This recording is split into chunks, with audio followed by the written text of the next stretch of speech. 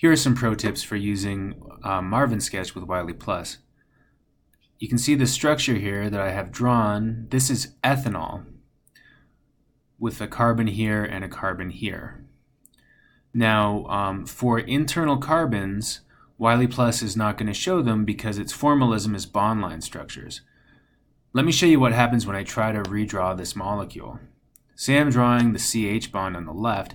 It assumes that I want carbons at the ends, right? So now if I'm adding more stuff, it's automatically assuming that we're bonded to carbon. I can change them, the terminal groups, to hydrogen if I want. Oh, let's make this a C. But notice it's going to make it a CH3 group.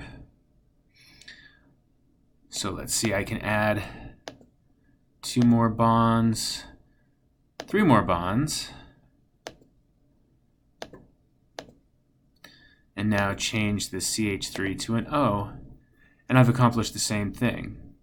Let me show you an easier way to draw the same molecule. We get the chain tool or the zigzag tool, and we make a backbone of 3 carbons, and then we just change one of them to an O.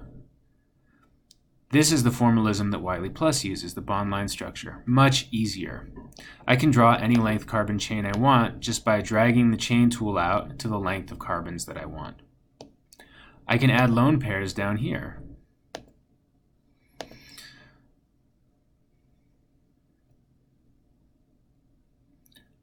Neutral oxygen likes to have 2 lone pairs.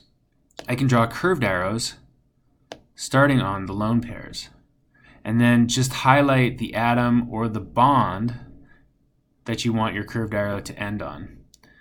If I want to show this curved arrow ending on this carbon, I toggle it, just tap it again, and that moves it to where it needs to be. You can also use Control-Z to undo something. Here are your 2 different curved arrow tools. For the majority of the course, we're going to use the 2-electron, the electron double flow arrow. Using this one here, the electron single flow arrow, we won't use that until we get to radicals, which is several chapters in the future. Okay. Also, here are some nice tools for quickly drawing rings. That's a C6H12. Here's a C5H10.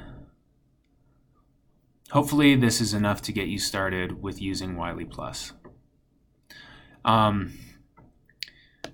If you want to highlight an atom, get the highlight tool, right? Then say we wanted to change the charge. We could make it negative.